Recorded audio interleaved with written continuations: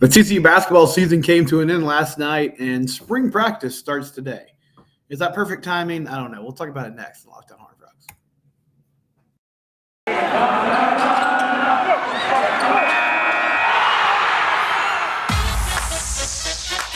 You are Locked On Horned Frogs, your daily podcast on the TCU Horned Frogs, part of the Locked On Podcast Network, your team every day.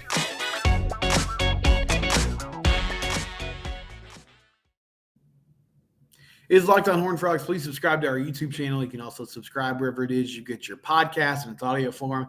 I am Steven Simcox. TCU basketball falls to Gonzaga last night, 84-81. Damian Ball with a desperation heave at the buzzer to make that a three-point game. It was a 6-point game before he hit that shot. And that shot was more important to some than others, as apparently the line was Gonzaga by 4.5. So great teams cover, and TCU was able to cover the spread. Frog season comes to an end, and the timing of the weekend makes this sort of strange because they had a nice win against Arizona State. Arizona State is a team I think on paper they should have beaten, and they did on Friday. It was a much tougher game than I thought it would be. Jacoby Coles hit a floater at the buzzer. They were down in double digits in the second half. They were down by 8 with like 3 minutes left, I think. Mike Miles fought through a hyperextended knee. I thought, honestly, it was one of the best wins of the season, and just a really great performance by the team. I was proud of how they fought and the effort they gave in that one to get it done. But, the way things fell, I'm talking about a loss today because they fell to Gonzaga on Sunday. And there are a few instant reaction videos up on the YouTube channel if you want to look back at what I thought immediately after the Arizona State game and immediately after the Gonzaga game. But the story of last night was really Drew Timme was fantastic. 28 points. I think he was 12 of 21 from the field. And, yeah, he hooked a few guys, right? Like they were calling fouls all over the place. I know a lot of people were complaining about the refs. Excuse me. Which the refs had an impact on the game. It was a tightly called game. And TCU was in foul trouble for the majority of it. Mike Apivia eventually fouled out. I thought a really weak call. I felt like they didn't really make Drew Timme fight through contact much. I felt like anytime he got touched or breathed on, there was a whistle, and that had an impact on the game. At the same time, TCU made it to the free throw line plenty themselves, and they were 12 of 20 on the night. And not to single out one guy, but Damian Ball missed 3 free throws that were pretty rough. And, he's a good free throw shooter, so it was just surprising to see him go up there and not be able to knock him down. And, of course, a lot of other guys missed shots too. But 60% from the free throw line is not going to cut it. Anyway, I just want to say, yes, the way the game was officiated had an effect on the game. It certainly had an effect on Drew Timme having some success. But the bottom line was they didn't have anybody that could check him. And they threw multiple players at him, and it didn't really bother him. He still found a way to score really with ease for the majority of the night. And, I've heard this, and I don't want to spend a lot of time on it. I just feel like the Eddie Lampkin thing's done. Like, whether or not whatever happened there, it's over. And he's moved on, and TCU's moved on. And that I honestly believe that even though, he technically left the program, it was probably better for both parties to move on, given some of the drama that was there. But, this idea that Eddie Lampkin would have slowed down Drew Timme last night, he might have helped, but the way he played this year, I don't think it would have made much of a difference. If we got fully engaged Eddie Lampkin from the end of last season, he probably does make Timmy's life a little more difficult. But the bottom line was when he got minutes this year, he wasn't super effective. And so I don't think him, playing defense on Drew Timme would have made a huge difference. It just would have given them another player they could have thrown at him, which that might have been helpful. But they lost this game because they couldn't stop him. Gonzaga went on a run in the second half. They didn't have an answer. In the first half, TCU did a really good job getting to the rim. In the second half, they shot 21 threes. Now, some of those were late in the game, trying to get back in it, trying to cut it to a one-possession game or a two-possession game. But they started blitzing Mike Miles on pick and rolls, forcing the ball out of his hands. And I felt like TCU didn't make enough of an effort to try to get him good looks, try to find creative ways to get the ball in his hands and get him going downhill, because that was what was working so well for them on offense in the first half. So all that led to a loss, which is unfortunate. And it's always strange when you talk about expectations and when a season ends, like, did a team make it where they're supposed to? You know, this group came into the year, a lot of people thought they could be a team that made the Sweet 16, second week in the tournament. I feel like that was an obtainable goal. It didn't happen. They were competitive again in the round 2 game like they were last year. I feel like if Mike was healthy for all of the season, they probably win a few more games, have a better seed, and potentially have an easier matchup in round 2 than a Gonzaga team that, I mean, right now it's anybody's game. Alabama looks really good, but other than that, I think anyone can get it done. And Kansas lost in the West region, so that region's sort of wide open.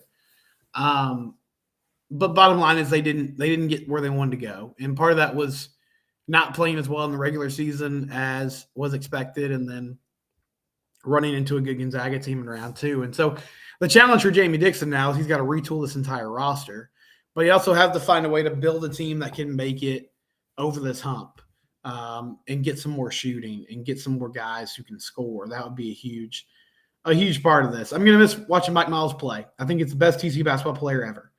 I didn't get to watch Kurt Thomas, so I'm not like an expert on what he did while he was there. I know he was all-time leading scorer and rebounder, which is an incredible accomplishment. Desmond Bane's a great college player. He's turned into a great pro. But I just think Mike, like, he's not going to end up on the top 10 in scoring and assists, but what he did, the way he won games, the way he took the program to new heights is just different, and it's special. And I'm glad that it worked out for him so well. I'm going to miss watching Damian Ball play, even though, it was inconsistent at times. He's a great player, and I think he didn't get enough credit for what he did on the floor, and sometimes shouldered some unfair criticism when he was put in some tough situations. Not sure what Emmanuel Miller is going to do. Not sure what guys like Jacoby Coles and Micah Peavy are going to do. But you should have some talent back, and hopefully you can keep building on this. But disappointing that they couldn't find a way to get out of the second round, because, it seemed like this was a team that could do it. And I think this was a year where the tournament was sort of wide open. And so it just feels like a missed opportunity. But the other side of that is, Kansas lost yesterday. Baylor lost yesterday. The Big 12's got 2 teams left, Texas and K-State. So maybe the league's just not as good and as intense as we thought it was, even though the Big 12 has produced the last 2 national champions, and theoretically, still have the chance to do that again and continue that trend this season. When we come back, spring football's kicking off. We'll talk about that next. Before we do that, I do want to talk about Built Bar. Built Bar is the best protein bar around, and if you're looking for a good snack option, a good healthy snack option that's not going to completely blow up your diet, Built Bar is a great choice. If you need something to give you some energy throughout the day, or maybe some energy before a workout, maximize that effort, maximize that enthusiasm, Built Bar is the way to go. You can go to BuiltBar.com and get an order today. Try some of their new flavors. The churro flavor is my personal favorite. People like the puff style, which has like marshmallows in it. That's pretty good. It's got real chocolate, real ingredients. And again, it's not going to completely, blow your diet out of the water if you have one. So BuiltBar.com. You can also find it at Sam's Club. Built Bar, best protein bar around, and proud sponsor of the Locked On Network. Okay, segment 2 here on Locked On Horned Frogs. I cleared my throat, and somehow that made it worse. That's not great. But spring football kicked off today. So Frogs back out in the practice field. I think we'll hear from Sonny Dykes later this afternoon, which should be entertaining. Haven't really heard from Sonny much since the national title game. But some new coaching staff changes. Got Kendall Briles as the offensive coordinator. Chandler Morris hitting the field for the first time in a while as the unquestioned starting quarterback. Saw Trey Sanders out there at the running back spot. That running back position is going to be interesting. If Trey Sanders is healthy, he's a transfer from Alabama. He was in a car accident a few years ago. If he's fully healthy, And I think all bets are kind of off because as good as Amani Bailey looked at times last year, Trey was a special talent in high school. And so I'll be kind of curious to see what his physical level is at right now. And, if he kind of gives Amani a run for his money during camp. But that's one of the battles I'm watching. I want to see who emerges here as the new number one wide receiver. Is it Jordan Hudson? Is it somebody like Savion Williams? Another thing I heard that was fascinating about this first practice was that DeAndre Rogers was doing a lot of work at that tight end / H-back position. I think Jack Besh is missing spring practice with an injury, so that might be part of this. But Jack Besh is the transfer from LSU, and he was sort of the guy that everybody pegged as like, okay, he can be your inside slot. He can also play kind of an H-back, fullback, tight end hybrid role that works in Kendall's system. But DeAndre Rogers, who was originally committed to Cal, I believe, and had a situation come up, didn't end up there, ends up at TCU in the class of 2021, and hasn't really hit the field to this point. But, we'll see what happens. There's an opportunity for him if he can stay healthy and, work hard and find a way to impress his coaching staff.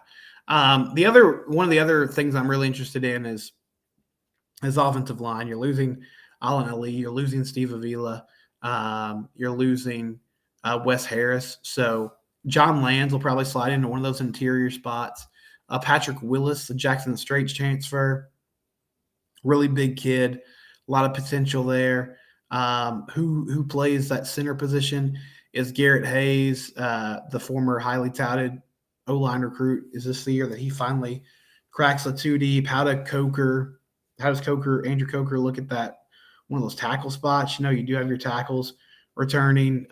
What do they do with Brandon Coleman? Is he the other tackle, or do they move him inside? Tommy Brockermeyer, the transfer from Alabama, where does he fit in this? I think there's a lot of really good questions on the offense that are going to be answered in these next few weeks as we start to get a feel of, okay, what's this depth chart look like? Who does this coaching staff like? Who are they impressed by? And what's on their mind moving into the year. And then I think Chandler will do fine in the spring. I think we'll hear good things about him. Even though the offense is changing, I don't think it's a complete overhaul. He should have a good feel for a lot of the air raid concepts that they're going to bring to the table. And, I think the anticipation, the throws, the intermediate throws are going to be on point. And he's a guy that's been around for a long time. So I expect him to have a pretty good grasp on what they're trying to do and what they want to accomplish in these first few weeks of spring camp. On the defensive side of the ball, Terrence Cooks is back at one of those linebacker spots. He is healthy again. I want to hear the status of Marcel Brooks. What's his health like as he potentially returns to the field after an injury-riddled season last year? Who kind of emerges as that second corner next to Josh Newton? I think it's going to be Avery Helm, the Florida transfer. I feel like he's going to be on the other side, and that gives you two really physical, good corners who have a lot of experience. Of course, Josh played pretty much every game last year, and then Avery was an experienced corner at the Power 5 level for the past few seasons at Florida.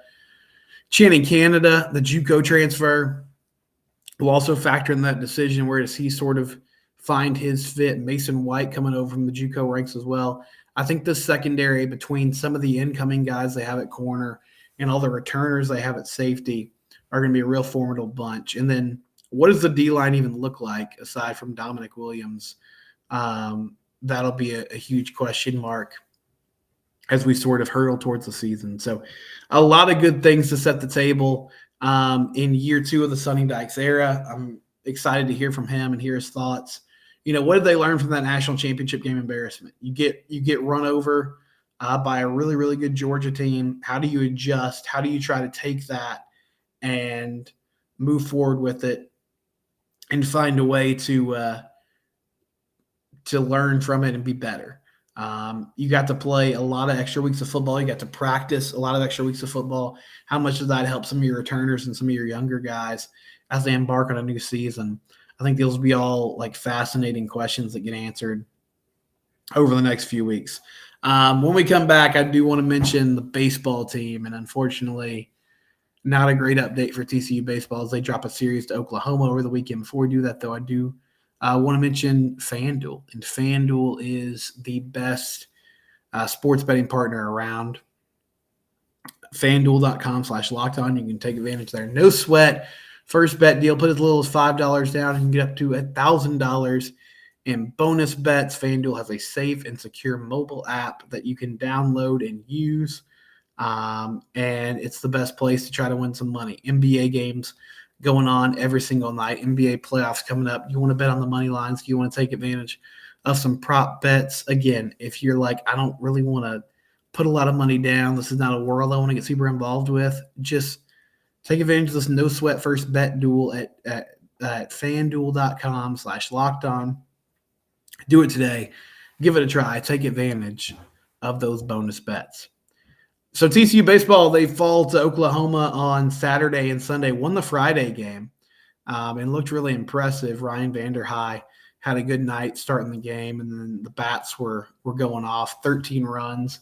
Brayton Taylor had a pretty good weekend, had 3 home runs, but the bats slowed down a lot on Saturday, only scoring 1 run. Cole Klecker had a good start again. He went 5 innings, gave up 2 runs, ran into some trouble in the 5th.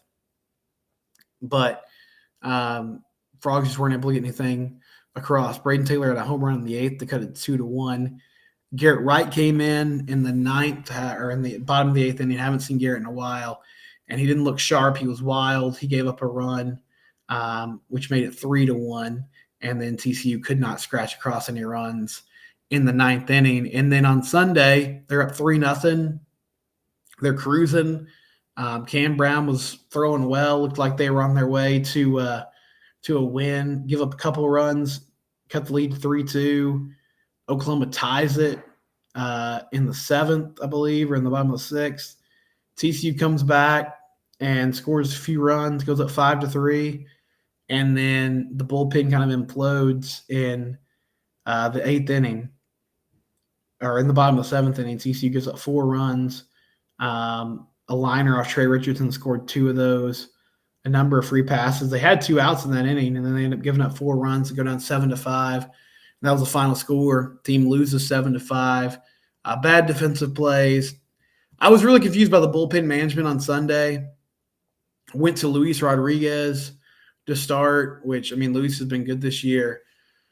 But it's pretty obvious that he didn't have his best stuff. I felt like Kirk left him in a batter too long, and he went and got Ben Albert, who pitched on Saturday, and he wasn't sharp either. And then in the 8th inning, in the 9th inning, he went to Luke Savage, and Luke looked good, and Luke's coming off an injury. And so I don't know if he didn't necessarily want to use him in high leverage situations since he was still trying to get back from that. But Luke's your best bullpen arm, and I don't really get why he didn't get more opportunities yesterday or get in the game sooner.